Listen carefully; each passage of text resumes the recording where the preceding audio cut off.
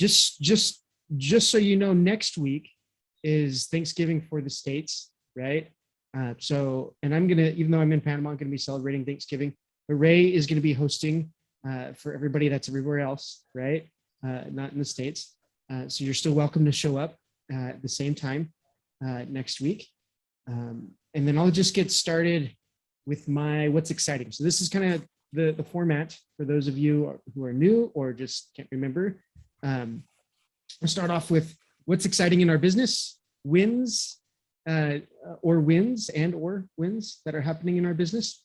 And then we'll go into events, what's happening essentially, and share it with the regenerative entrepreneurial community right here. And then we'll go into challenges. And I'm going away from the word problem in my life because I don't need any more problems. I don't think anybody else needs any more problems. But we do have challenges. We do have things that come up in our life and business that's help us to work through things. And we can use that as a refining moment for us in our business. So we're going to work through challenges together and think tank them. And then we'll do that for most of the time today. And then we'll go into at the very end, what we're taking away from this meeting, what we're moving into our lives and moving forward. And just so you guys, we keep the focus on our business and more in the more present things. If you can, try to come up with the challenges that you're having, in this month, this week, this quarter, right? And let's try to work on those. And instead of getting a little too far ahead of ourselves, or maybe even thinking about stuff that's happened in the past, right? So let's see if we can work through those together. All right, so I'm going to start out with what I'm excited about. Let's see, there's so many different things right now, but I am really, honestly, just I know I've said this in the past of like wanting to be more outdoors and doing more outdoor things and actually being involved in farm work, and I am now doing that, and that's what I'm really excited about. I'm actually getting out on the farm now. I actually have a place where I can test a lot of the regenerative stuff, and not just in a community program or whatever, but we are running a permaculture farm here in Panama now, and so there's a lot of things that are coming with that, and a lot of challenges that we get to work through, and I'm excited just to be doing that. That's what I'm excited for. So I'm going to popcorn it, and that's how we kind of do this in traditional style. I'm going to popcorn it over to Elizabeth. Is this your first time, Elizabeth? Yes, it is. Thank you for having me. And I have to tell you, one of the big bucket list items in my life was to have a patent. And just 2 days ago, I learned that the patent that we filed back in 2017, the initial patent for the company I founded, actually came through. So I'm beyond excited. Yeah. Do you mind sharing with us a little bit more about what that is? Or sure. Now that it's about 5 years ago, I'm sorry. You asked what it was? Just go ahead. Yeah. Share with us a little bit more. Yeah. About 5 years ago, I met Dr. Ling Ingham and learned about the soil food web and thought, this is great, but until it can fill my entire grocery store, it's not something that will be accepted, that it needed to be scalable. And so starting literally in my backyard, I like to say the bioequivalent of the garage startup is the backyard startup. We started looking for new ways to hit her biological endpoints in a scalable approach. My MVP was 250 tons, and I've been trying to build a company around that ever since, which is why I'm here. Yeah, that's awesome. Well, it's good to have you. Welcome, and if you can, just popcorn it over to someone so that they can share something exciting as well. Sorry, I didn't realize that's what popcorn meant. Rachel? Right, I was trying to decide whether, a win or an event, but anyway, it is a win. We're really excited, and now soil restoration farming is our business, and we have a community for regenerative coaches, and it's relatively new and young. And I have been calling on a lot of relationships I've built over the years to be in our field of support. And, you know, Ray in Farming Secrets is one of those in our field of support, and somebody that I connected with a few years back was Joel Salatin. And so I just reconnected with him a little while back and sort of said, do you remember me? And he did, and he's, you know, very genuinely offered support to us. So in January, so each month in our community, we have a thought leader, and he's offered to be our thought leader in January. So we're really excited, and we sort of think that whilst knowledge gaining isn't necessarily the purpose of our coaching community, because people come with a lot of knowledge and experience, it's actually, you know, that's why we call these people more thought leaders and educators.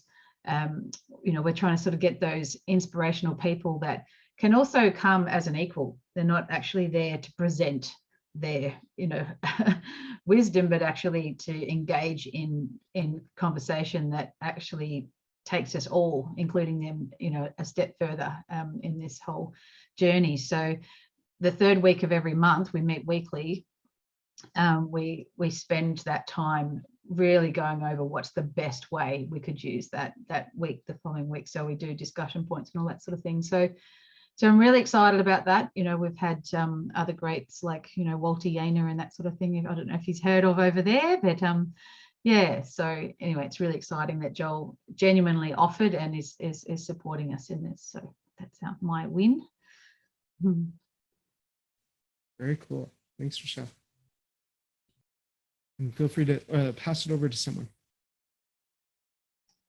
Our popcorn to Luke. Hey, Rochelle, thank you. And hello, everyone. It's been a long day of many meetings, and yesterday was the same. So we're kind of just really here to appreciate your company and listen today. But ongoing effort in establishing this MOCR for Global Regeneration Collab and our regeneration pollinations, and also my organization Global Community Designs as part to play.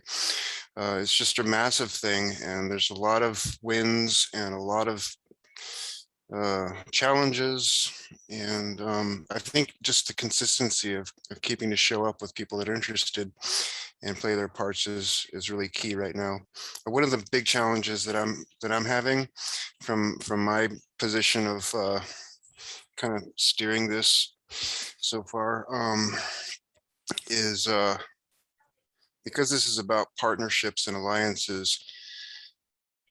There's so many delicacies in diplomacy, even to arranging interactions between many organizations that are sometimes cross fields and don't apparently see or obviously see what they have in common.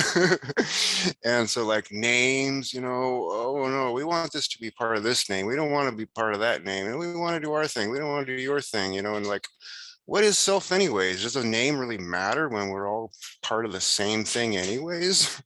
So like kind of a new kid on the block thing. This is a new revolutionary idea that's very complicated, and getting everybody on the same page when we're all like herding cats style going along is interesting. But I'd rather herd cats than be part of the lemming troop off the cliff.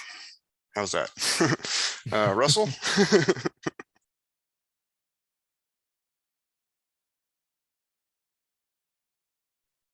Hi guys. My internet's going a little bit in and out, so hopefully you can hear me okay. And so this week I've been teaching a permaculture course here on the farm. First one I've done for a little while. So it's good to have people coming back to Colombia from, actually this is a Colombian girl. So I've been teaching in Spanish, which is the first time I've done that. So that's good. I feel more connected to the country I'm living in, and getting good practice to teach this topic in Spanish, and hopefully that can snowball, because she can speak to other people, recommend. Hey, I did a course with Russ in where I'm living, up in the Sierra Nevada, and that can be something that grows from there. And I've always felt a little bit like I'm like you said, Luke, I'm the new kid on the block. And sometimes to get integrated into a country. I mean, Corey's in Colombia as well, and when we're fighting to get our Spanish up to a level where we feel comfortable to communicate sometimes difficult ideas, that's a challenge. And so I know Joshua's going through that one as well, learning Spanish. And it is actually it's a language that's more widely spoken than English. I think Chinese, Spanish, and then English. English, of course, dominates the finances, but there's a lot of Spanish people out there. So it's great that in our sector of regeneration that we can also start to expand into the Spanish-speaking world and make a big impact there. So that's what I'm hopeful for going forward in the near future. So yeah, good to be with everybody tonight. I don't know who's been before. Who hasn't? Stick your hand up if you haven't been before, so I can see you. Okay, Corey, over to you, man. Hi, everybody. Thanks, Russell. So my big win for the week is I've got my new business started. I've been working on this for several months, and actually had some good advice from Ray and Joshua in the past, and on a meeting where there was nobody else in attendance, actually.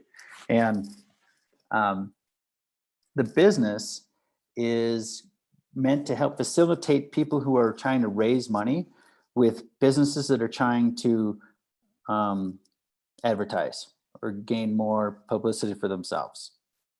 And the way they do that is the business donates something in the form of a gift certificate, gets listed on my website, then a private link is created, and the person with the good cause can then advertise that link and try to sell that gift certificate.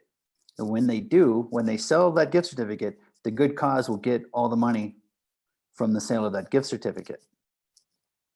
So it works a little differently than most fundraising websites, but ultimately it's about helping both parties, actually. So if you guys have any good causes that you're raising money for, maybe I can help you out. Next, we'll go to Suzanne. Thanks, Corey. This is only my second time here, but I wanted to say a huge shout out to Josh. I don't know if you remember, Josh, but in the last session, you recommended that I reach out to Bobby Fishkin, and he's with Nature Counter. And we've had 2 meetings so far. We have another meeting on Friday. So I just wanted to say thank you very much for connecting us that way. Really, really appreciate that. So that's me, and I'll pass it to Ray. Awesome, thank you. So what's got me excited? So just for those who don't know, I'm Ray from Farming Secrets, and we also have an online learning center called the Soil Learning Center, all about soil. So I've got a couple of things. My microscope arrived this week, so I'm finally getting I know Elizabeth mentioned the soil food web, and I've been hanging out in a lot of virtual spaces and seeing the critters and the life in the soil virtually, but I'm excited to get my one set up. And with our members and so forth in the Farming Secrets classrooms, we've been talking about microscopes, and we've now got 4 of our students who have all bought microscopes and kind of learning through this pathway together. So that's pretty exciting stuff. And then also my Starlink arrived this week as well. So it's been a very busy time in the mail. And if you don't know what Starlink is, it's a satellite service that's operated by Elon Musk and the SpaceX crew. So it is meant to be direct link satellite So yeah, we'll want to see how that goes. It's in beta. It's like in the early stages. So yeah, just kind of excited to play around with that. But if you don't apply, then they don't know. So if you don't submit that you're interested in it, they won't build the infrastructure to send it out to you. So you kind of need to go on there and not wait for it to be ready in your area. Just like give them the money. It's only like $200 or something until it's ready to ship. And I think that's why so many people here in Australia, because people don't realize we're so spaced out, that a lot of farmers, and this has been one of the growing pains of farming secrets, is getting information out to farmers is quite difficult. Better reliable internet kind of only happened about 2-3 years ago. And so a lot of people are still having a lot of pain. So Starlink solves a massive problem here in Australia due to our remoteness. So even though I'm not remote, it's all part of my regen road trip that I plan to do next year. So yeah, fun times. Gadgets and gizmos for me. Back to you, Josh. Ray, do you want to just take us into events and challenges? Yeah, sure. So your internet's quite good this week. So whatever modifications you're doing, it's working for you. So has anyone got any events that they'd like to share or speak about? Anything upcoming? Rochelle, I know you've got, that's an awesome guest that you've got coming into your space. That's for members only, or is it a public webinar thing? Yeah, no, it's for developing the coaches. So, we hope that it actually, people that are just thinking about coming into our community will be like, well, January is a good time to start. Yeah, we've got an actual microscope group in next week, which you would love. Earthwhile Australia. Have you heard of them, Ray? No, I haven't. No. Yeah. Okay. So, so every month, I suppose, because we have this thought leader, it's like an event in itself. So, so the fourth Wednesday of each month. So next week is Earthwhile Australia. So maybe I'll chat to you more about it in case that's helpful with where you're at. Yeah, and the Joel Salatin thing. Well, I was thinking of saying that was an event, but that's on the 26th of January, which happens to be for us in Australia, our public holiday for Australia Day. And that could be seen as a clash. It's just, that's the day it fell on. But I've been seeing that as a really interesting day because it actually gets a bit controversial about whether colonialism has been a whole good thing. I mean, there's pros and cons, right? And that's where our land management practices have mostly come from. So we won't ignore the significance of that day being, what maybe sent us down a lot of the wrong tracks with how we just took the land from the Indigenous people. Back on, well, that was that significant day, the Captain Cook arrival in 1788. But then the farming that happened from there on just completely disregarded any of the Indigenous practices. And it's only been very recently that they've just uncovered the fact that Indigenous people weren't just wandering, they were actually doing a form of farming that we're only just now, literally in the last probably handful of years, the truth's coming out. We had no idea, like that's hell. So anyway, that's naive. So that's significance of that day, I think, is growing to be like, a really, it's not a clash of another purpose. It's actually the right day to have a significant connection. Yeah. So the thing is, yes, Ray, it is for our coaches, but I just want to broaden the whole concept of, it's about, we work with people that help farmers to farm more regeneratively. And you're one of those people in what you do. So, there is certainly opening to think about how that could benefit, a whole lot of people, absolutely. not just consultants, sort of thing. So, yeah, definitely think it's a groundswell, ground up approach, in my opinion. And Australia Day is definitely an interesting topic here. Some people want to rename it to Invasion Day and move the day to another day. So rightfully so, acknowledge what it is. Excellent. Any other events? I do have one coming up, but I didn't want to share my event if others have theirs as well, but I'll pop the link in the chat.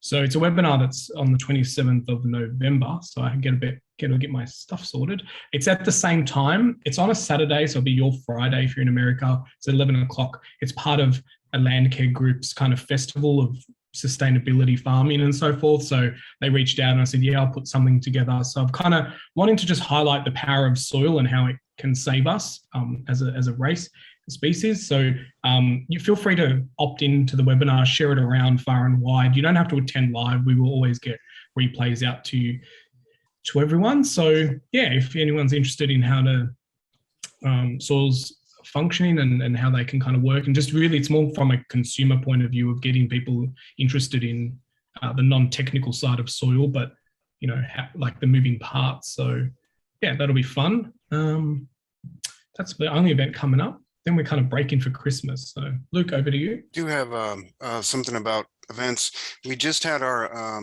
like bioregional alliances, interconnectivity and diplomacy and support event just passed this last week. It's called Altered States of Empowerment. And this has set the stage for some future events, and perhaps I could get some feedback from our group here about some possibilities, because I don't have an event to announce right now, but our line of training programs and pathways will be launching very shortly. And I want to know from the group here what the possibilities are and the interest level in having these training pathways offered, again, in collaboration with the Global Regeneration Collab, available on a planetary scale. So we're not just doing regional trainings, we're actually, there's some tricky facets to that, because when we're training the delivery of services in multiple regions, sometimes what it looks like is going to differ because of the climates and the needs of each communities in these various regions. So I'm not sure if that's wise, but I think it is the path forward to make an impact in this climate crisis and stand a chance as a species to get this rolling on a big scale. Absolutely. I think the attention to climate crisis is going to be one we're going to hear a lot more of. And I think, you know, not to give people free pass, but I feel like it's been blamed for everything at the moment. So it's a kind of, you know, get out of jail card. The first pathway we're going to start with is, what is it to be mutually beneficial? How do we interact in a symbiotic manner? People don't get it, you know? They're indoctrinated into capitalism and consumerism and me, you know? I think that's the most important one to start with. And what I didn't say earlier was this is all revolving around this concise concept of realizing human equivalent mycelial networks. Mhm. Yep. It's quite intricate. Thank you. Yeah. Thank you, Ray. And your mint folio, I mean, this is key. I really want to explore this with you. It's a big part of it. Thank you. Yeah, awesome. Thanks. I appreciate that. This is, you know, moving away from centralized systems and decentralized. What Luke just mentioned there is Minfolio is another side business or brand that I'm building to help bring some more light into this decentralized world and how we can solve real world problems using crypto and NFTs and all the other buzzwords. But I don't want to bring the conversation to there because I feel like we go there every week. So I'm really open to hear if anyone's having any challenges in their business, in their life. We go anywhere and everywhere in this topic. So we're about putting our solution caps on now and seeing how we can collectively do a bit of a think tank to bounce ideas and be a bit of a soundboard. As Corey mentioned before, sometimes even when it's just in a small room, we can really just change the way of thinking and help each other. Real quick. I would love. Sorry, Joshua. Oh, no worries, Elizabeth. Real quick, just two events that they're actually quite a bit in the future, but wanted to keep them. I'm going to actually probably announce them each time on here because they're going to be at the same time this think tank is, and it's going to be using our community here. On the 6th of January, so the beginning of the new year, Ana Maria Aristizabal, who is a Colombian permaculturist and regenerative folk, is going to be doing a little self helping us to formalize our personal why and reestablish our purpose for the new year. That's going to be on the 6th for our group here, right? And then at the very end of January, and I've been talking to Ray about this a little bit as well. We've been trying to get a funding and a financial conversation on regenerative financing, right? And bringing in investors and having those conversations with others that have had conversations and have gone through different types of funding. And so we're going to bring in a panel of 2 investment type people that are accredited investors on the angel side. So they're early investors. So they're angel investors. And then we're going to get 2 other people on the panel that are actually coming in to share their cases of searching for funding, right?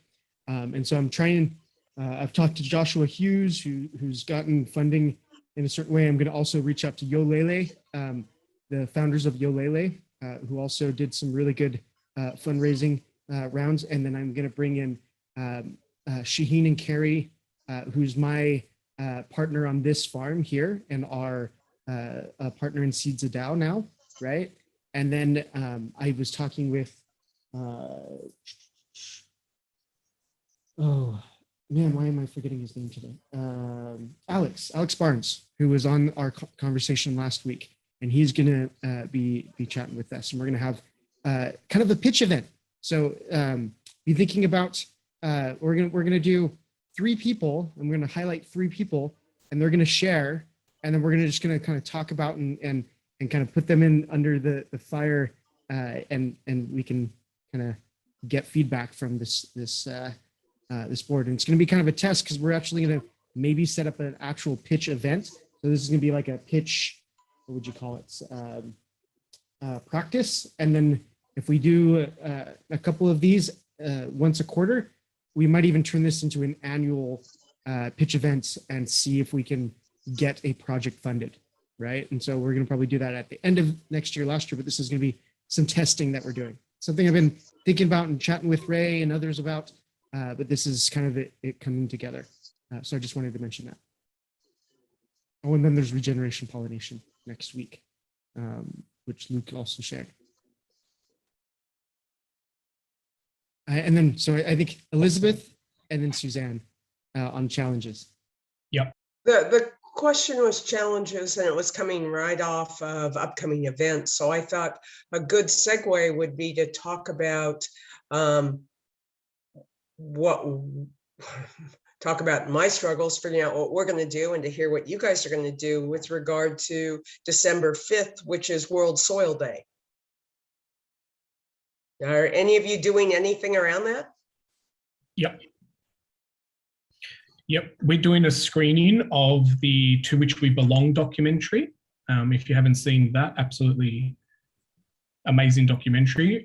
When I watched it, I reached out to the filmmakers and said, how do I buy a screening license? And that's how good it was.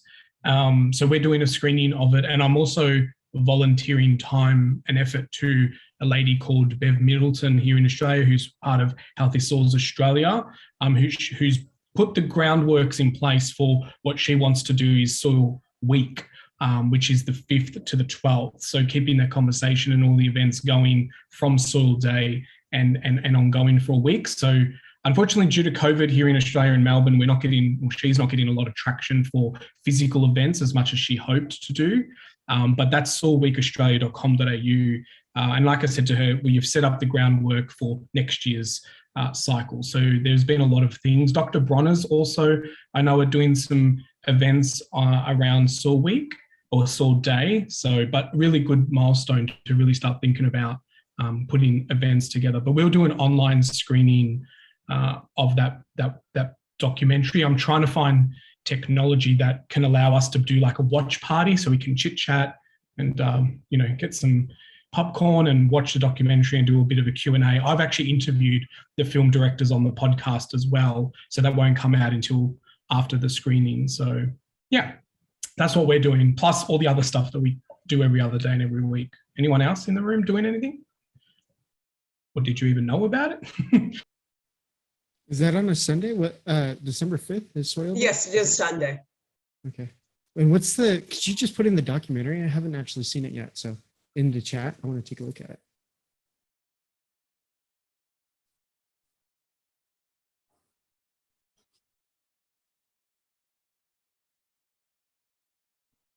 I'm just getting the link, 2 seconds.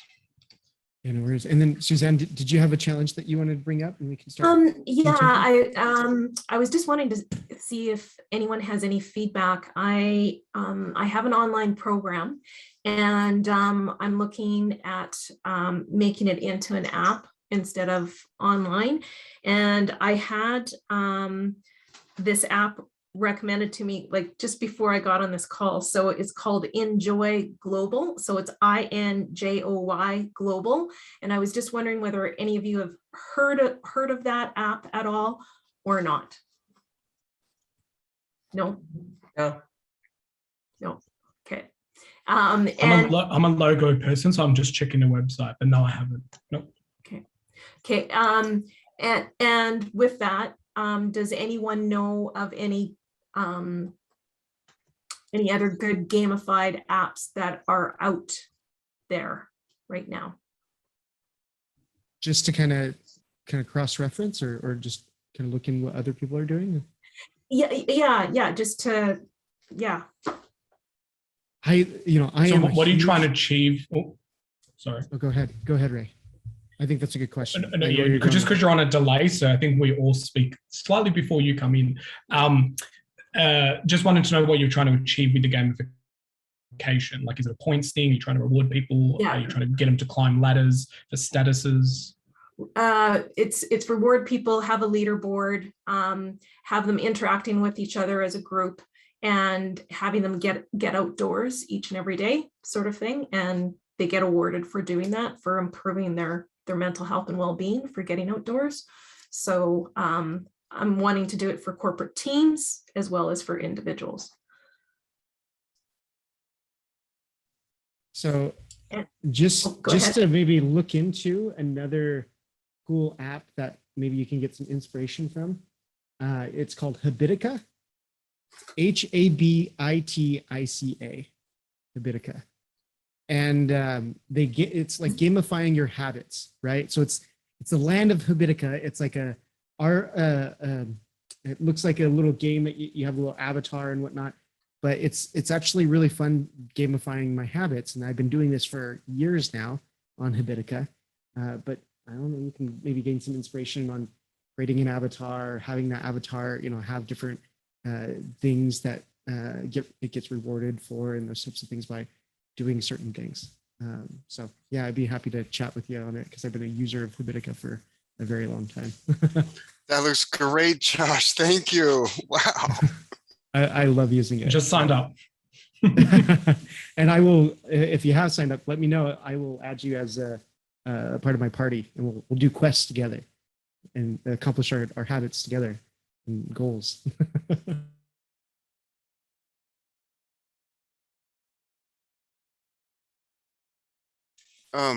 Just really quick, Josh, I'm very excited about this because, as you probably recall, I'm a wellness support specialist, both on individual peer-to-peer and community-to-community.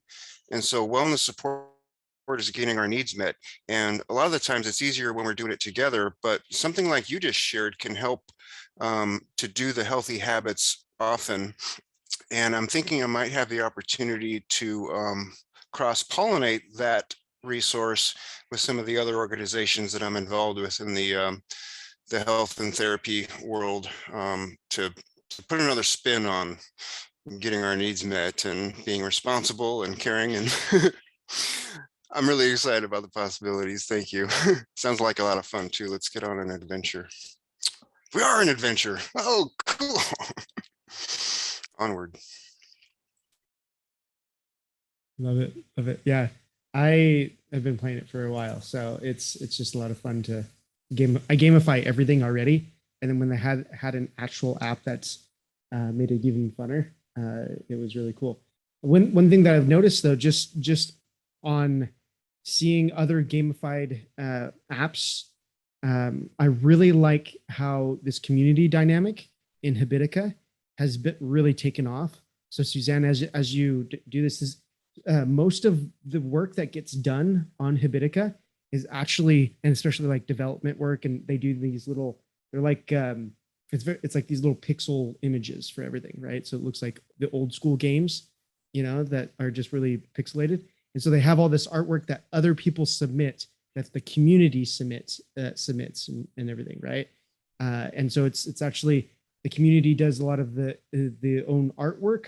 The community does development work for the actual platform and app. And if you can, and you know, I think what I really like about what crowd doing is doing, and that's Bobby Fishkin's thing, is that he's really allowing people to take it on themselves as a community and crowdsource a lot of it. And I'm seeing a lot of these types of apps, and they do. I mean, Habitica still makes a decent amount of money as well, and I think they still are for profit, but they have a huge community that's actually serving them, right? And creating guilds for people that, you know, like there's a fitness guild that I'm a part of on Habitica, and there's people doing fitness habits, and so there's people doing different challenges and goals and creating their own little gamified ways of becoming more fit, right? And so there's tons of different guilds that are all run by the community. And if you can even try to figure that out within your community as you're building it out, I think it'd be really beneficial. I was trying to think of another one that's, so the way I like to look at, when I look at and do market research of like what other people are doing in it, in the sphere, I try not to get people that are too close. And I usually try to find people that are doing, like I look at companies that I really, really like and try to see if I could apply something of what they're doing, even though it's in a totally different field. And then when I look at competition that's really closely direct, what I try to do instead of, you know, copying what they're doing essentially, is I look at the things that are challenging to me, that are frustrating to me, right? So I'm like, oh, I can maybe do that better, right? So as you kind of maybe do some of this research, maybe go about it that way, and just see maybe what ways you can do it better, or maybe ways that you could even, like I know Bobby right now, I just found out that he's a little disappointed because there's someone that's really, well, he's not disappointed, he's actually kind of excited. He found someone that's taking on what you're doing, and maybe he'll tell you about this, or already has, but they're doing it to like the upteenth degree, right? They're like getting scientists involved in all of this. They're getting some severe studies, and they're incorporating it into their algorithms with that's Nature Quant, right? Nature Quant. Okay, yeah, and I've recently heard some other conversations of other people that have spoken with them about just how elaborate they are in doing this. It's unbelievable. The guy that started that, he was a financial analyst, and and he took his financial analyst mind and took it to nature, and how greener neighborhoods are affecting people's mental health. And so he's quantified nature is what he's done through it. And it's phenomenal. He's worked with Harvard and stuff, but he has a lot of money behind him. So yeah, Bobby and him are talking, and they're going to see how they can collaborate as well. Exactly. And so as you kind of do this, if someone's already done it before, right, or is doing it and is farther ahead, I mean, why not just join them? You know, like, and push that forward. If you're really passionate about getting it done, let's get it done together. And so as you do that research and you find other people that are doing similar things, maybe that's what happens, is you just find that little part of what you can add to this bigger picture that someone else has already started working on.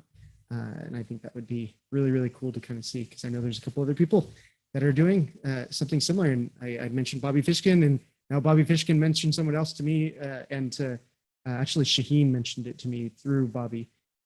So yeah, it's kind of interesting that there's a lot of people focusing on this, quantifying the benefits of nature and being able to get that information out to others and use it in other ways, right? Gamifying it as well.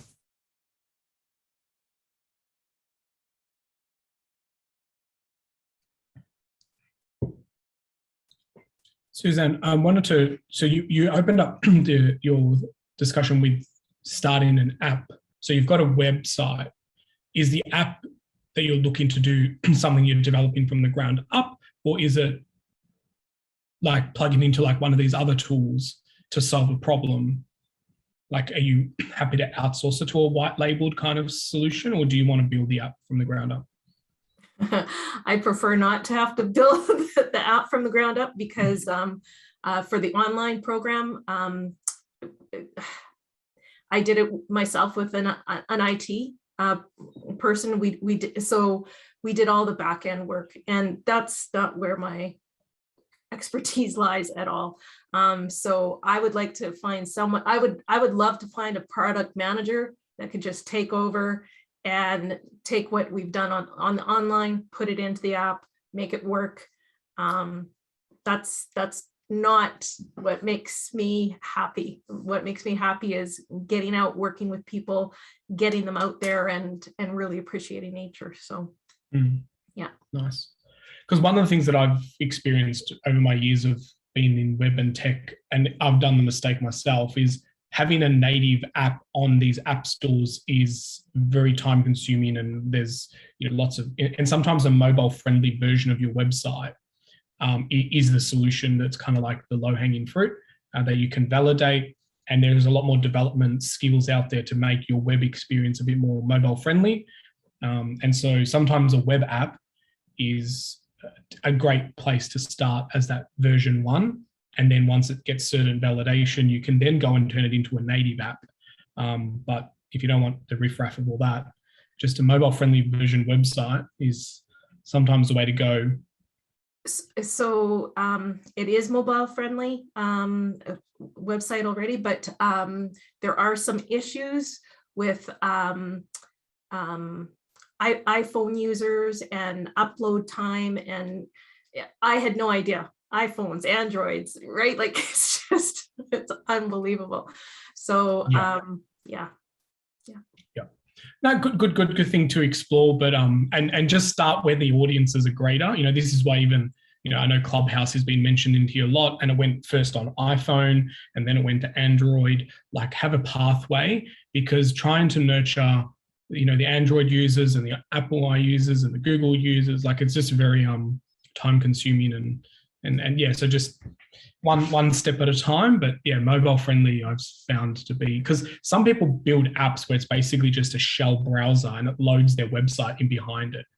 So sometimes you don't have to go and build a whole app and get it completely coded in the native language. You can use like what they call a browser shell that is an app, and it's in the App Store, and you download it. But when you click it, it's actually loading a website behind it. Okay. Awesome. I'll look into that. Thank you. All right.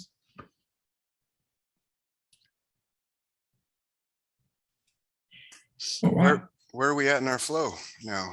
So we've got another, say, half an hour before we do key takeaways. If anyone else has any other things, I'm struggling with the word problem. Challenges. I keep going to say problem and I go, oh, Josh doesn't want us using that word. So any challenges that someone wants to float up? Luke has his hand up. I've spoken a lot, but so if anybody else wants to speak, please do. I can't see any nods or hands up, so the floor's yours. Okay, quick update for you. Both of you, static figures here, Ray and Josh.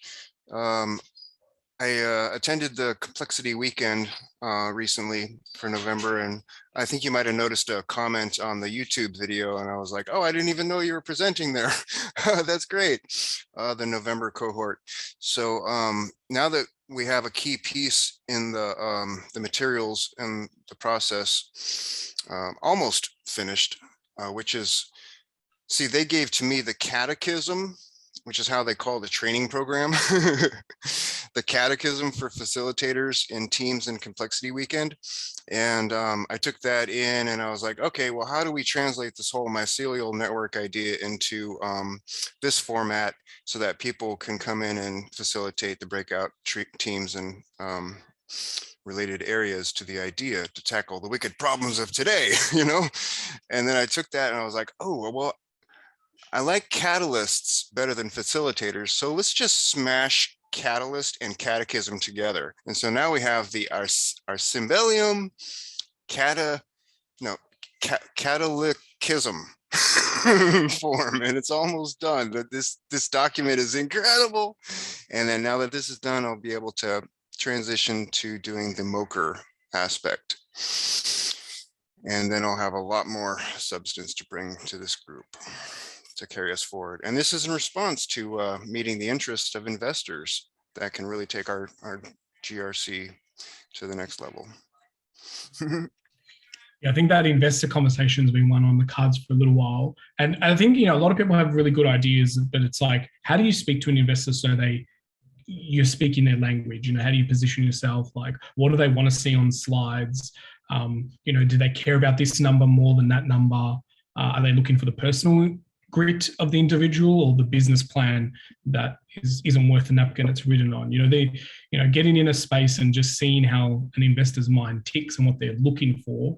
You can watch Shark Tank and all that, but it's a bit glamified and for the cameras. But sometimes you do watch those and they're buying the person. They're like, you've done this for 6 years and you haven't paid us a cent. I'm all in.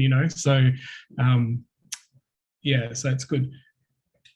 Yeah, and there are so many events going on at the moment as well. I can't attend all of them, and be involved in all of them. It's just it's hard. So this year, by the end of November, we're going to take a step back and. It's one of my things is how do I fit everything in? Discord is like sucking all my energy out now. It used to be Clubhouse, it used to be the next app, and Twitter's now got their spaces, which are really fun to hang out in. I think Twitter's onto something with these spaces rooms. It's like, where do you hang out to learn stuff? So it's definitely sucking a lot of my time. But awesome. Any other challenges? Russ, I noticed some smoke behind you. I want to know, is that a fireplace or a cooking? Or it was very nice to see the smoke behind you. I didn't know whether to alarm you, but it's not there now, but we saw it before. About that. I can see smoke behind me. I wonder if people are wondering about that. So it's I got a open fire in the middle of the kitchen. I'm outdoors, right? I live outdoors. I have like so anyway, this is for cooking, but also this time of year, we're just coming out of rainy season. So there's a lot of insects. So a bit of smoke helps keep insects away so that, there's nothing to be alarmed about. I'm just keeping myself from being eaten alive while I sit talking to you in the Colombian jungle. That's what it's all about. I had, I just quickly, bounced onto that Nature Quant, and it says only works in the USA. Okay, that's fine. It's new. It talks about people being disconnected from nature. And one of the things I've been thinking about here, I live in the nature. I've been here 5 years, a bit longer. And, as people are coming out of, COVID, and this is saying people have never been more disconnected from nature in 90.9% of the history of humanity. So what I've been thinking is I've got the perfect opportunity to have my place as a place to reconnect with nature. I'm going to call it rewilding people. So, how to kind of brand myself and, how to start reaching out to tourists, I guess, is going to be, Colombia is a bit of a funny place. The rich people only want to go to 5-star hotels, and the poor people can't afford to leave their house, and there's nobody really in between. And so the obvious kind of people you have to reach out to are tourists. So how do you reach their platforms, to start attracting people to us if I want to do like a rewilding kind of setup. So that would be a question to put to the group if anyone's got any ideas. So that's kind of the same thing, same boat I'm in. Because, in previous meetings, I've mentioned that, building a finca that I'm going to rent out. And what do I use to attract people to come visit, So I think we could trade a lot of notes on that subject. Because one of them, that's one idea I've had is like reconnect with nature, make it kind of a, you know, an outdoorsy experience for people, and that's one thing I'm incorporating into my project too. Sorry, Suzanne. I was just sorry, I'm trying to look. What about the model that Findhorn has, Russell? In Scotland, Findhorn Farms. What is their model? So it's where people travel to and they work on the farm. I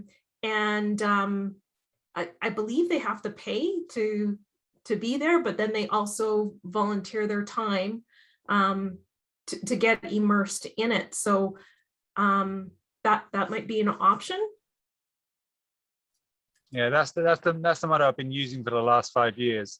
Basically with volunteers who pay to be here, not very much, but they pay a little bit, which just makes a little bit of profit. Well, I would call it's a sustainable profit. It's not really profit per se. It's just sustainable profit. And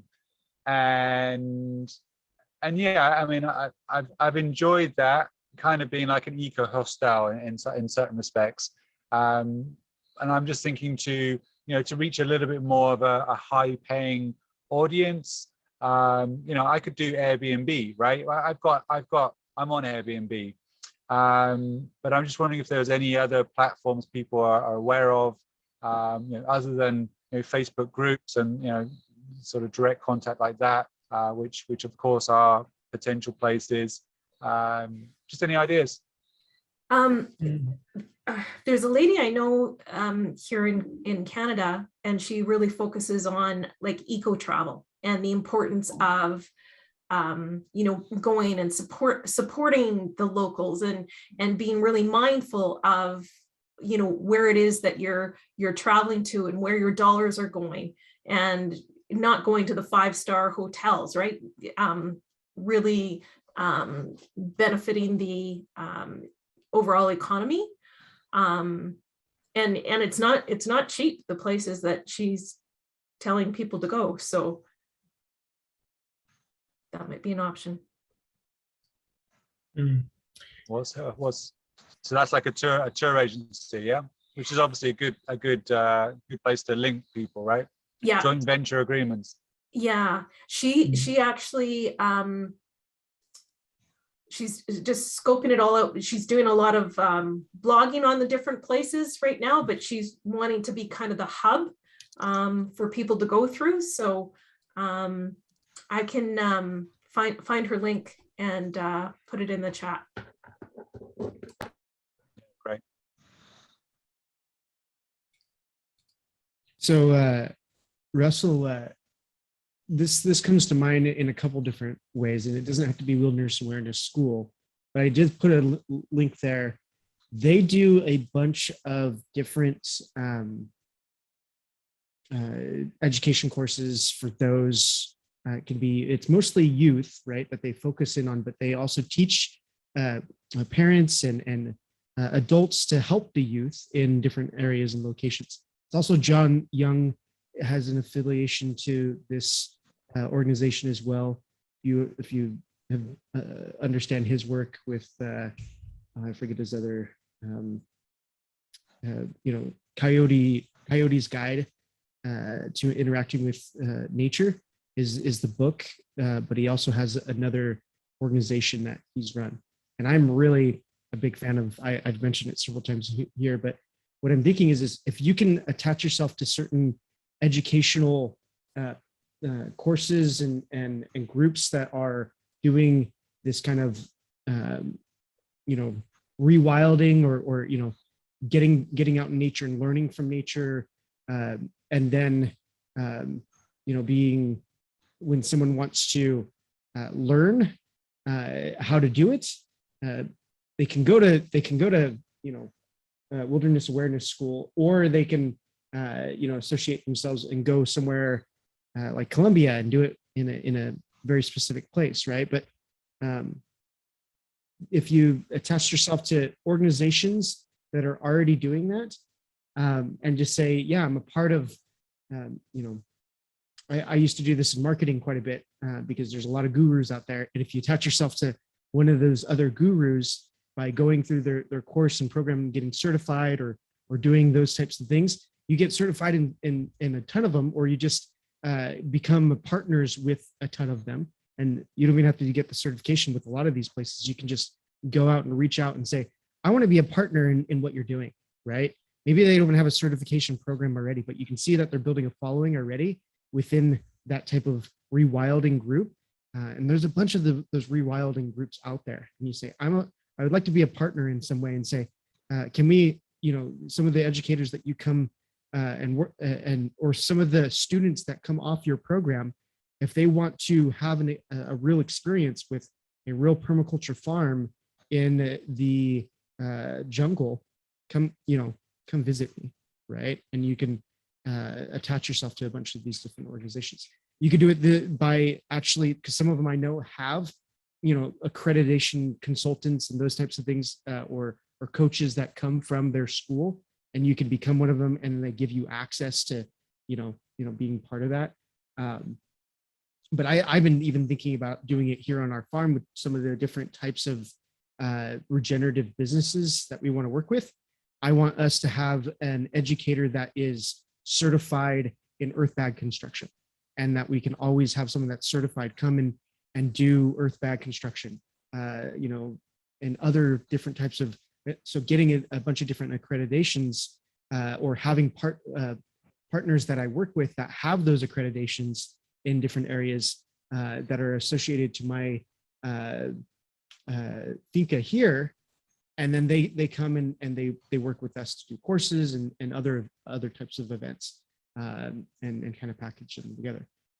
But yeah, let's kind of do that together. Like Russell, I would like to even try to figure that out. Like, how can you and I partner to create some of these? Like, if you want to go get a certification, and I know you've already gotten a certification from Jeff Lawton, right? And that has helped build up some of your credibility.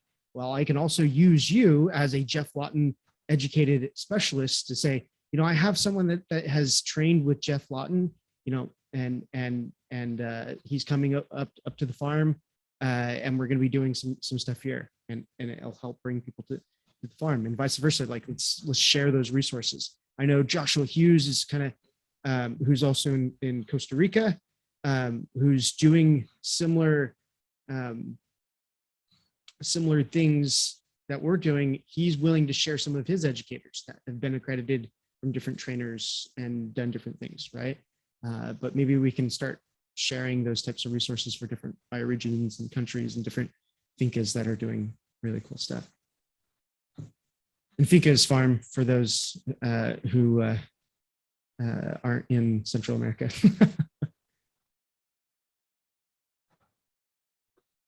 No, totally. Some great feedback there, Joshua. And of course, I'll be more than happy to talk about coming up to your place in next year. And yeah, thanks, Luke, for a couple of other. I think basically what you just said. Try to hook up with some of the existing rewilding groups makes a lot of sense, right? Rather than trying to reinvent the wheel, it's just do joint ventures and co-collaboration, right? That's the easiest way to break into anything, and to share each other's lists and to bring value to each other's groups. So absolutely, I'll certainly check out some of those links. Thanks, guys. So, how many people can you have on the farm at one time? To sleep, I could sleep like 10 people without thinking about it, and then I could do tents for X. There's no limit, so to speak. There are. I usually have up to 18 people around my dinner table. That's kind of my max up to now. I mean, sometimes we've had 25, but comfortably 18. Usually it's the indigenous community that turn up with 5 of their kids who want food as well. So that puts us up to 25 suddenly. But yeah, 18 is quite a normal number. There's a lot of indigenous neighbours who like to be fed when we've got groups up here. They just turn up. Lovely. Just my thoughts as everyone was speaking is like using some other keywords to bring attention to it. So like a retreat space, or like, using it for other people who are organizing events to come and use the space, and they might not be looking for education or training, but they're looking for a place to run a retreat. I know here in Australia, a lot of people are always looking for retreat locations in Bali. So they'll hire a villa and 10 or 15 people will go there, and they're looking for a space that is accommodating for retreats. So if you're, got the space to run these rewilding experiences, you might tap into other facilitators and mentors and coaches who have already got their own rewilding program, but you can provide them and be their space partner, plus maybe some other additional resources as well. So again, along that line of JVing, but not just always thinking about training and you having to run it all, you can completely outsource everything and say, we'll provide the food and we'll run one session, and maybe we do this activity as a breakout room type of thing. And then you don't have to do all the moving parts, but you're then creating revenue just by having a space, an event host. That's where my brain went. Yeah, definitely. I mean, absolutely, definitely looking at this place as a place where we can host events. Even as much to go, I don't necessarily want to be the person running the place anymore. That I would, get a young couple to come in here with, a dynamic, kind of outlook, and I can do joint venture with them. But and so totally, 100%, Rachel. Yeah, when you said retreat, Ray, I started really thinking about why we use the word retreat, like we're getting away and losing the battle almost. We're retreating, and it just made me think of that there's a whole lot of different people out there. Some people do need a retreat, and other people want a boot camp. and so then it just made me think, oh God, you've got to know your customer, know your client, know who you're marketing for, because some people don't like relaxing, and they actually like to take a break away from what they're doing to go and learn. So yeah, I could just see those two. The retreat to the boot camp would be a different customer, but the actual result would be the same. It's funny you say that, because I'm more the sort of boot camp, leader. People, I've had rugby people come and say, "Oh, coach would love you because now we've been at your place for 2 weeks and we're actually leaving stronger, as well as lots of new skills and information." And then my partner, she would be like, the holistic spiritual retreat kind of person. So we've been running the two side by side for some time, and people like both, yeah. Right? Even the same person can like both, right? Even within the same day, even the same week, I'm the sort of person who doesn't like to do the same thing. So maybe in the morning I'd like to do a bit of that, and in the afternoon something a bit like that. Boot camp in the morning and retreat in the afternoon. Mix it all. Absolutely. That's awesome. I think a big thing in marketing is what people are looking for might not always be what they want. So maybe they're looking for a retreat, and once they get there, you're like, you don't need a retreat, you need a boot camp. So you can paradigm shift them. Always, know your audience is what Rochelle's saying. That's so funny. I was thinking about boot camp as an alternative to that catechism term. Like boot camp, yeah, that's more my style. Russell, I never realized before that you had places for people to sleep at your place. And now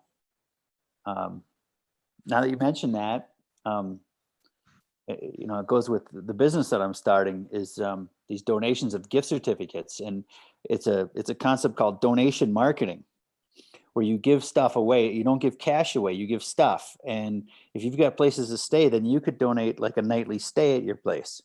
And when you do that, you donate that to like a good cause, and they turn around and now they want to sell the gift certificate that you've donated to them. Everybody they talk to, it inspires them to talk about you, because they have to in order to sell that gift certificate to raise their money. So donation marketing is another concept you might want to try. Let's talk, Corey. Okay. Let's talk.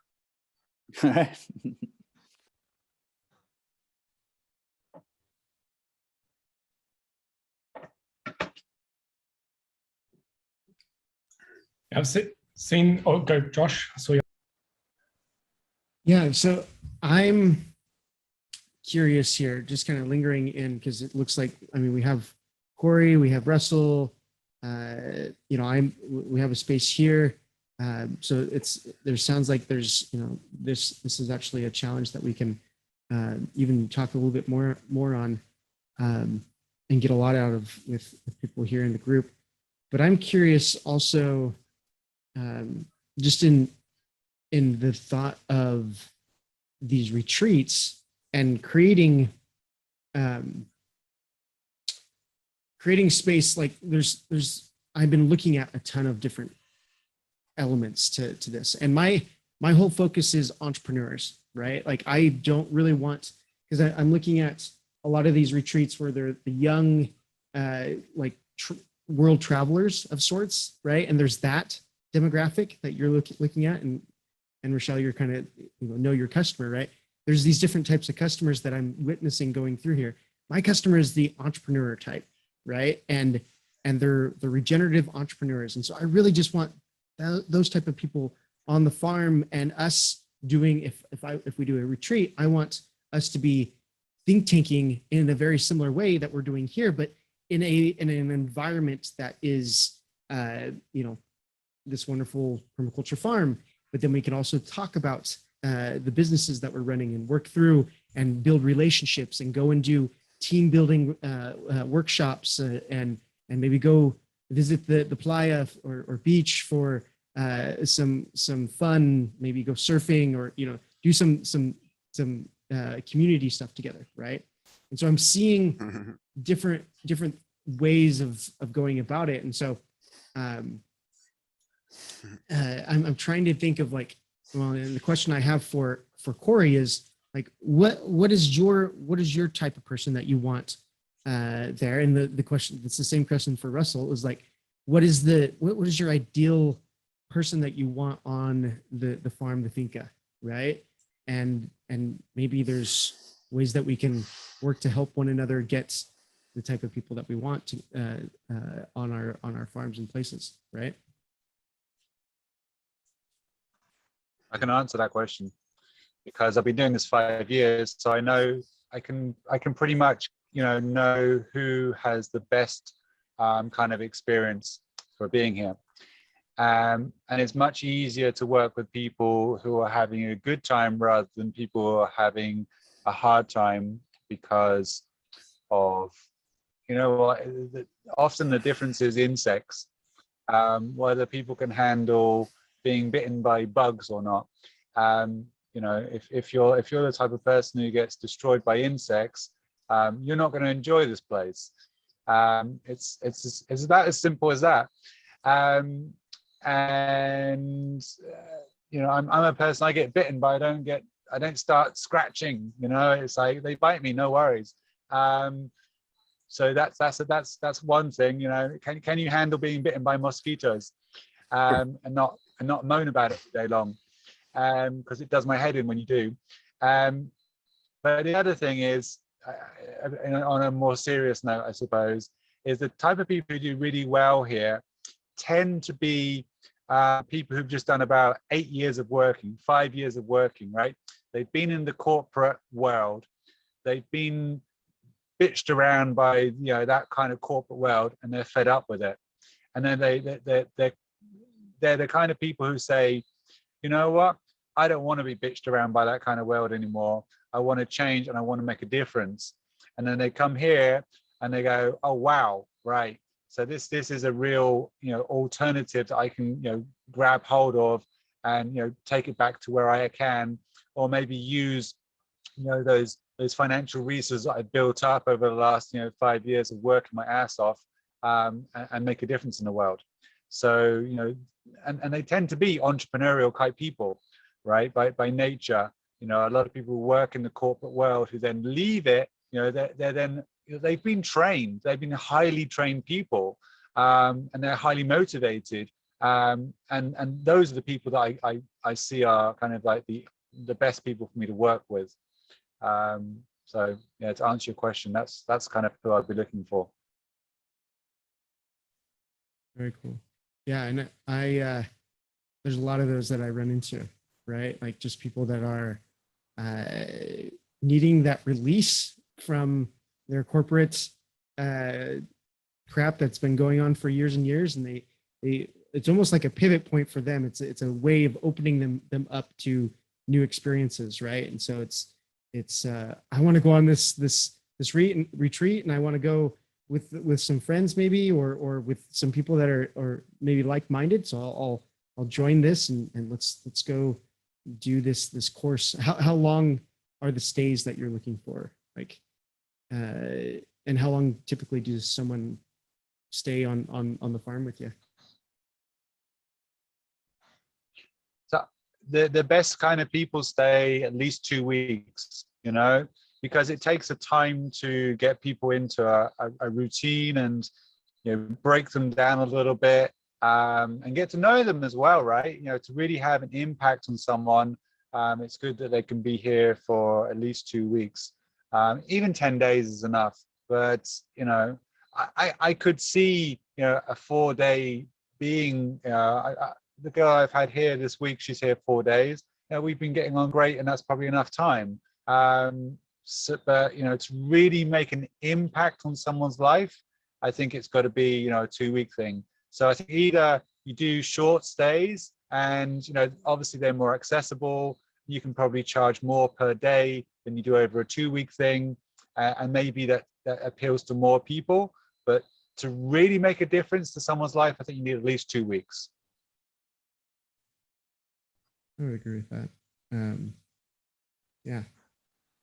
I'm also thinking of like students. So one of the groups that we're trying to focus on, we're focusing on all entrepreneurial types, right? But different stages of where those entrepreneurs are.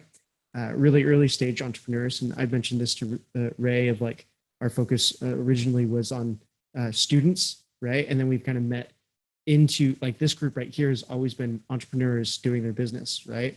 And it's not necessarily the students. We've had a few students come through the group, but the people that kind of stick and linger in these conversations have been the entrepreneurs that have been building business for some time. But students are, I think, a great way, and partnering with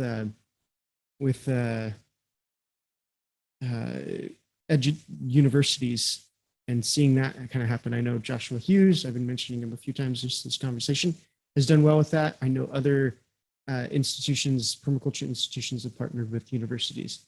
I'm wondering, have you thought about doing that, Russell? Bringing in and partnering with a school? I've thought about it. I've not really known how to get started, but I've certainly considered that, to be a place where, because people, universities are, they're quite well funded, and they'll send people over to you, and obviously you get a part of that funding. So it's a pretty decent business model, but I've never really had the contacts or the nuance to know how to get into that particular market. Yeah, I'm still learning on how to get into it, but I'm starting just the conversations, at least with a professor that does is at a liberal arts school and actually does service learning. And I know there's other departments that do this, like they just do a broad service learning, right? And so just partnering with him to say, oh, yeah, send some students over and we can do some service learning. We'll give them machetes and they can hack away at the forest, and we'll teach them a little bit about regenerative farming. And so I'm just trying to find those connections, right? And so just go talk to, I would just say, let's go start talking to, maybe we can share our learnings together let's go start talking to universities and professors that are doing those similar things, right? And see if they're willing to send them over our way. I ran across Sounds good. something that was promising recently on this note. Scott Lockey on LinkedIn shared with me this opportunity, which is more for the nonprofit sector. I don't know if you're going the nonprofit route, Russ, or for-profit, but this global challenge mobilizes students and universities to the assistance of nonprofit efforts. And I don't believe that there is a charge for the nonprofits to engage in this program, but I'm really excited about this, and I'll be checking it out in the near future as well, along these lines. I always struggle with this idea of not for profit, right? But they're still making money, they're still paying their bills. So, you know, is it just like, you know, greenwashing making money? You know, why is there a million not-for-profits in the USA? Is it just a tax friggin' thing? Or are they actually, I don't know, it doesn't make sense to me. Unless you've got some rich I struggled with that for a Patreon. long time. I struggled with that for a long time because I thought it meant that we don't get paid. We can't, you know, pay our bills and stuff like that, but that's not the case. Everything that comes into the business, aside from operating costs and salaries, can't be retained. It's got to be either reinvested or like donated to another organization. Whereas in a for-profit organization, once you've paid your bills and all your staff and you're still making money, you can keep that. That's the difference. I mean, aside from taxes, of course. Yeah, and I think typically Right. they're more mission aligned and like serving some part of the community directly. And I understand that businesses typically can do that, but I think it's instilled in their charters or in their organizational documents of how they'll better serve a community. But that point aside, I think I have a good enough grasp now of what your business is to be able to offer some insight. I'm sorry I got here a little bit late. The key thing I was thinking about is it sounds like it's an excellent experiential form of environmental literacy. So the way you brand and market your narrative are probably really critical towards how you'll reach that end audience. So I was just gonna point out the fact that like how you communicate is probably really, really critical. And then to Joshua's point is really doing that. It sounds like you've done a lot of the customer discovery, but really mining all of that knowledge, all the brilliant conversations and experiences you have to really make sure that the message communicates that value on the front end as much as it can without,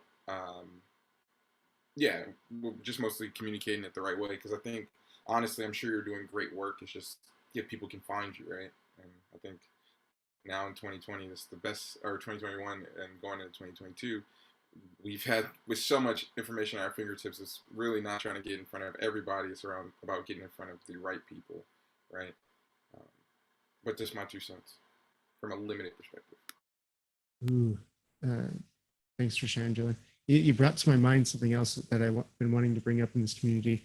Does everybody think about paid ads and actually paying for advertisement?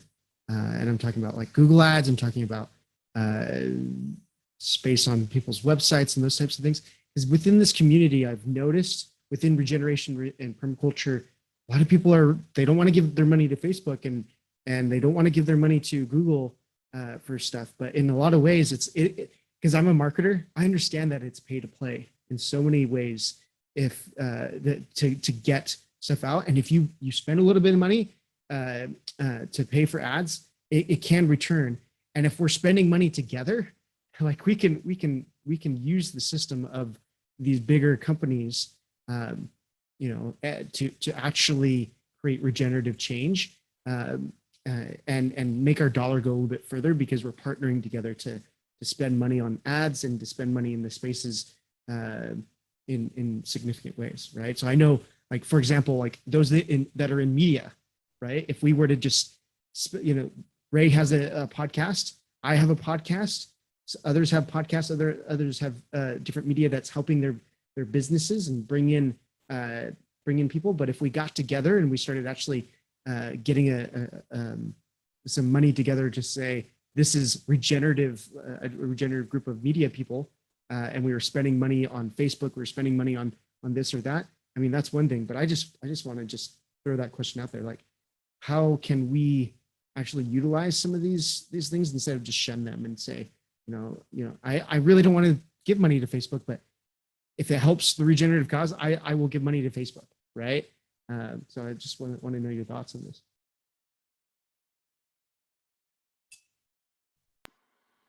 I have tons of thoughts on this, but I'm also a marketer, so I'll wait for others' insights.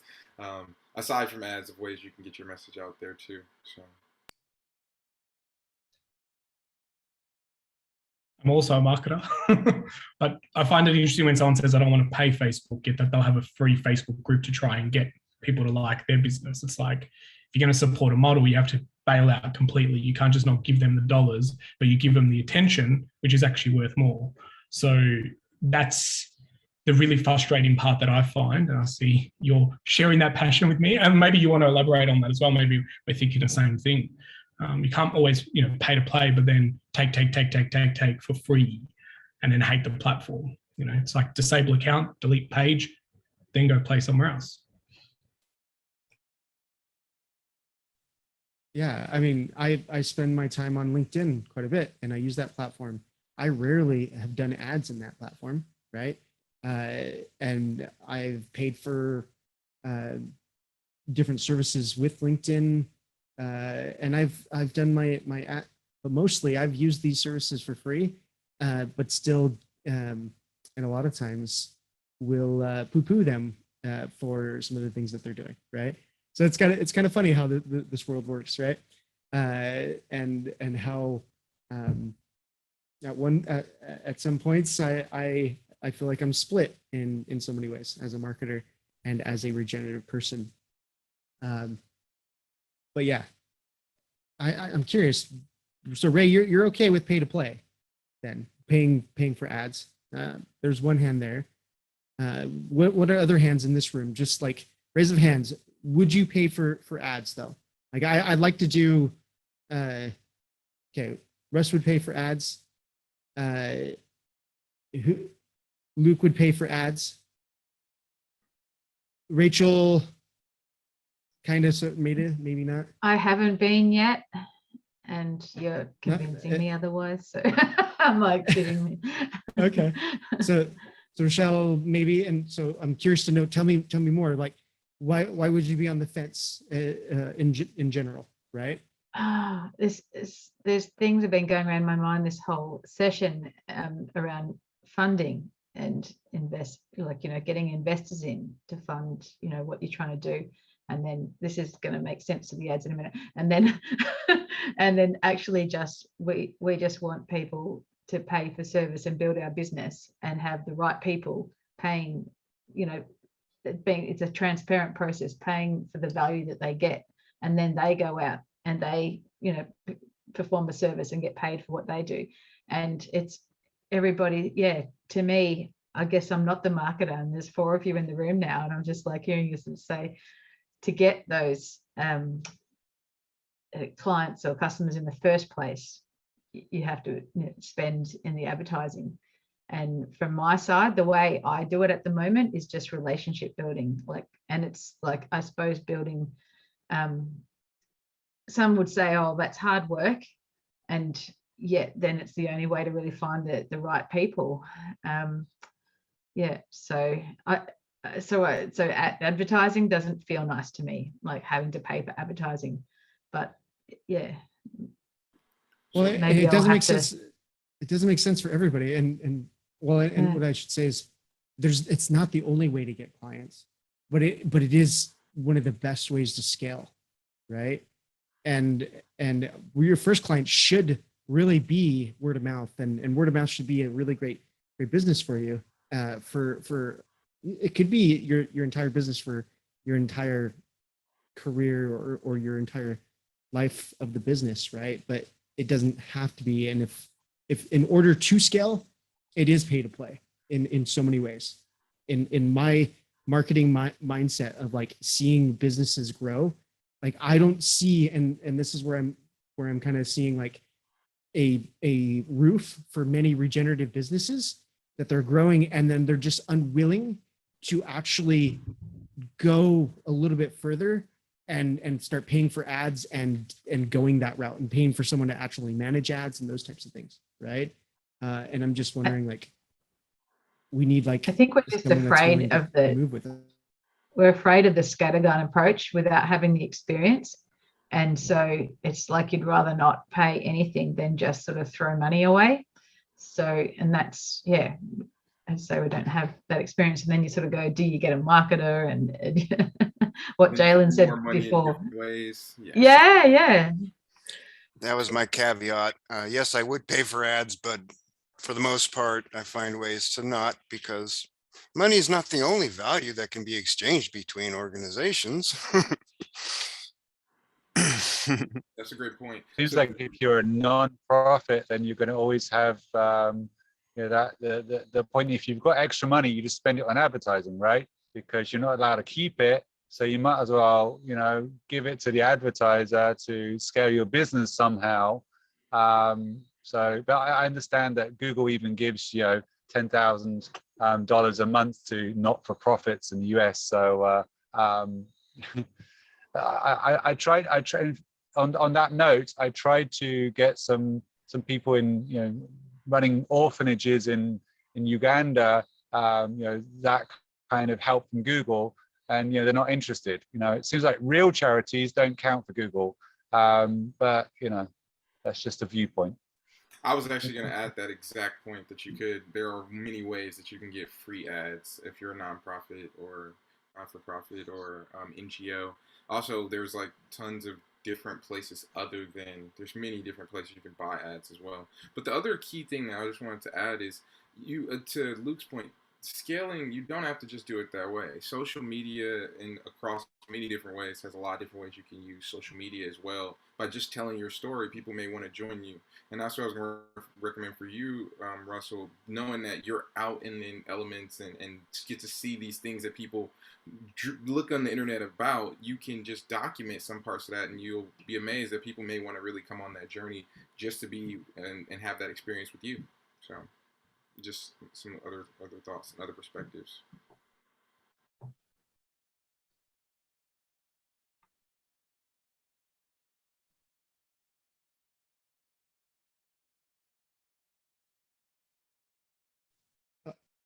Suzanne has to go.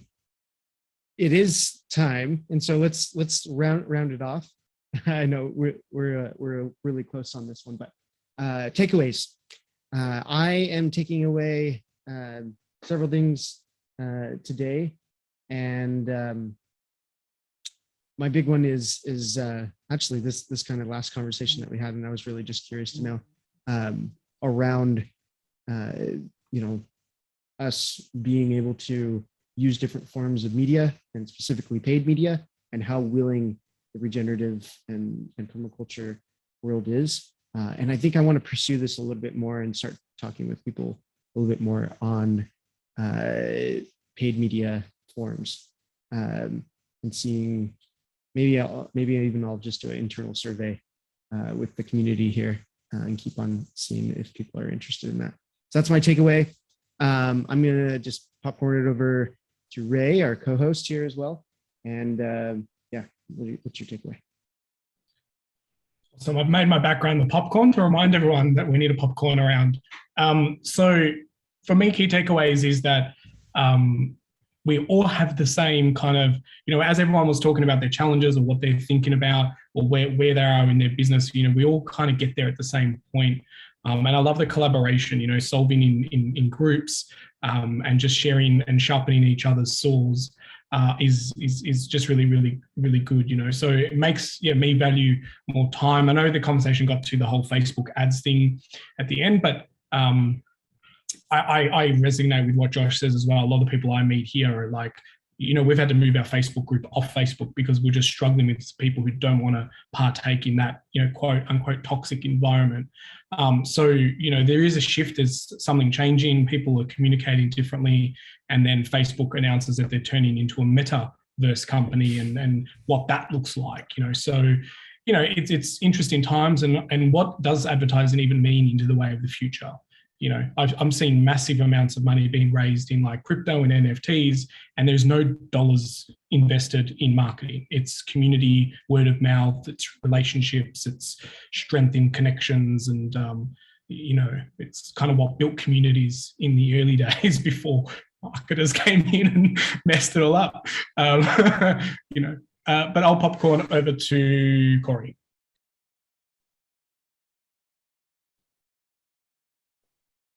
Thanks. What am I taking away from tonight? I guess what crossed my mind throughout this meeting was how much time we spend talking about technical issues with things related to the computer and the internet.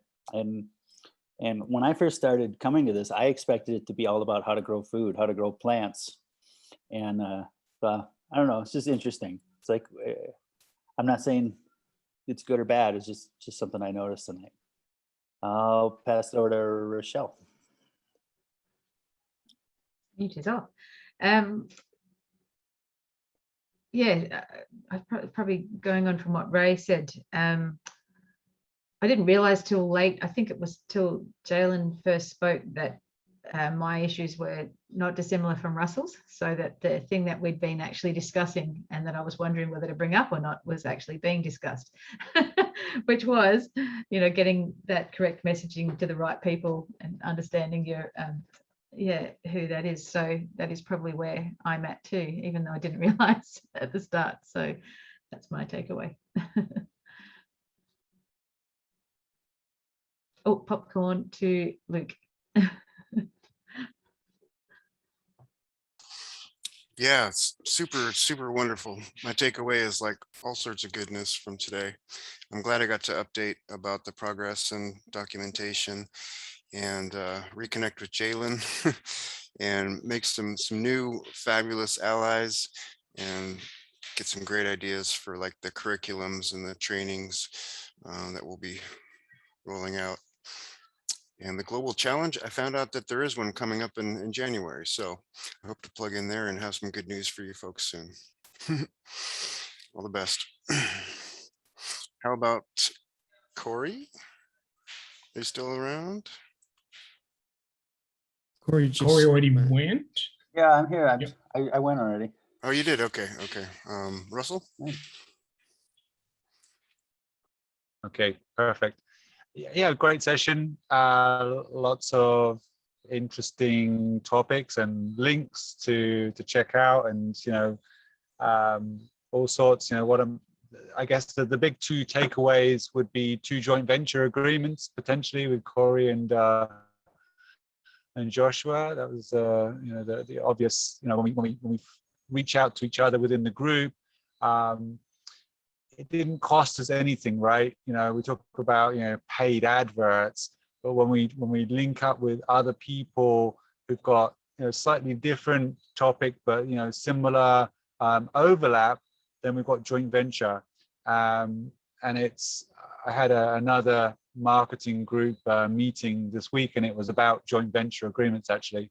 One of my friends, he's leveraged JV to make tens of millions of dollars in a completely different topic, through JVs, right? And he said this is the most powerful, form of business, where we've got slightly different lists, and we promote each other's product, service, etc., to give value to each other's groups, and everyone benefits. So thanks for being you, whoever you are.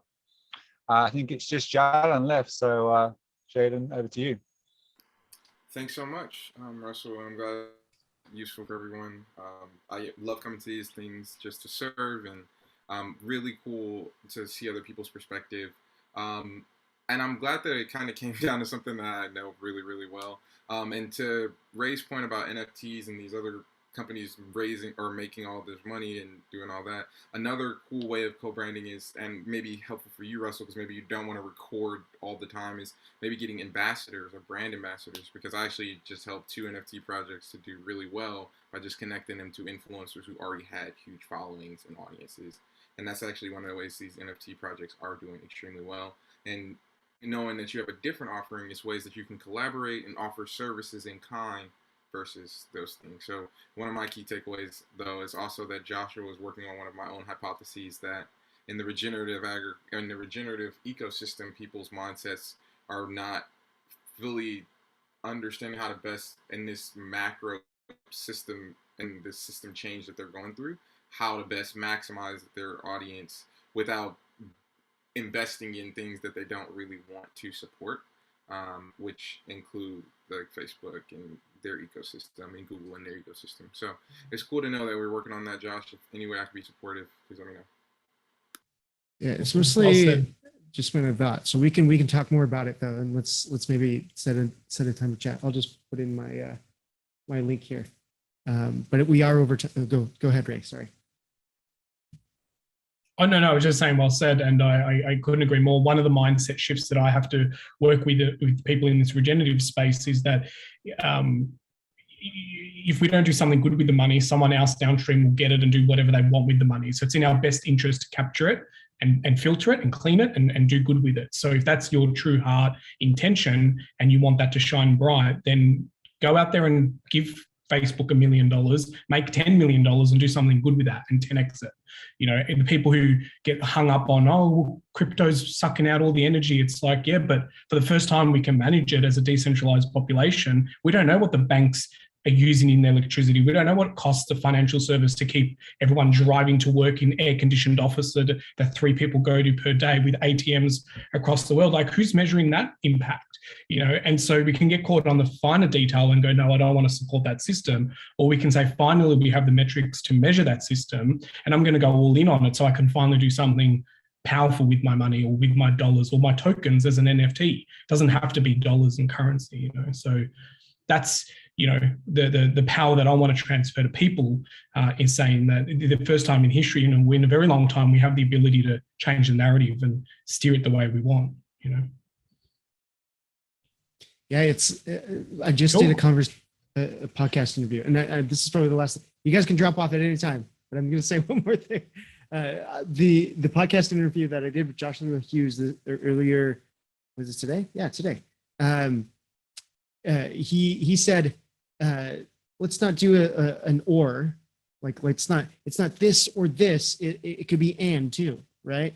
Like and so we do this so many times. Like, it has to be. You know, we almost create a division between one another, especially when we're really passionate about something. When you're creating a cause or you're political in you know, creating sustainable change, those types of things. It's always like you're setting yourself into someone. You know, like it's this or this. Well, why can't it be and, right? Why can't someone be actually maybe part of this toxic infrastructure that we're not really enjoying so much, but and also be a part of the other side, part of the solution, and help them to be more part of the solution. Like, maybe they work in this field of feeding the current agriculture system, right? But on the money that they make from that business and that career that they've had, they spend because they see the toxicity of that system. They invest in something else, and so it could be an and as well. Just because there's a lot of stuff going on, it doesn't mean that we have to be, you know, so perfect in every way, or so what's the word that I'm trying to find? Yeah, we don't have to be righteous, niched, not even niched. What is it? Oh, I can't even think of the word right now. But yeah, self-righteous, I guess you could say, is like could be used there, but rigid, yeah, we don't have to be so rigid. Purist is what I'm trying to say. We don't have to be purists, right? In what we're doing, we can, you know, we live in a world where not purists. None of us are, and so we can say that we can do and, right? Let's do and. You know, I love technology, but it does all these wonderful and horrible things to the world. And Yeah. I can also do a lot of great things with it, right? And You just reminded me of another great thing that came out of Complexity Weekend, brother. Regenerative innovators. Now put that into one word, huh?